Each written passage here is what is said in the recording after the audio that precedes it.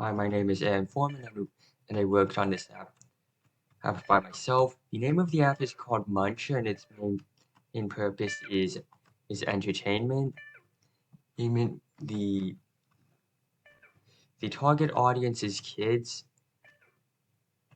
It's in the app where if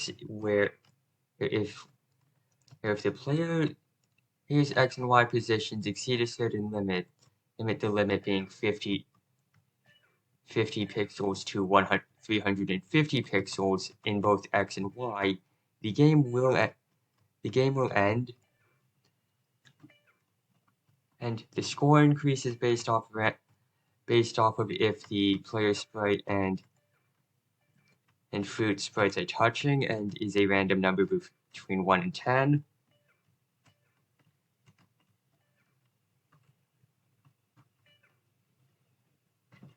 And so this is the code that manages the start screen that you saw at the start of the video. This code manages the boundaries for the player, where if it goes too far out, where if the values are too small and large, it will end the game. This code manages the player movement, each direction being mapped to an arrow key. This is purely visual code. This code manages the end screen.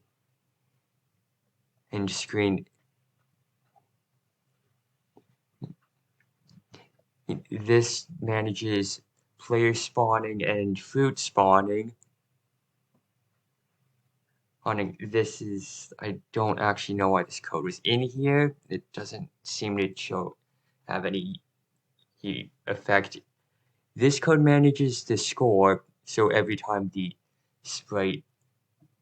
player sprite touches the fruit sprite, it will add a random number between 1 and 10 to the score and play this sound, indicating that your score increased. This is just the code that manages how the score graphic shows up. And this is all the stuff that was used to set up variables and sprites.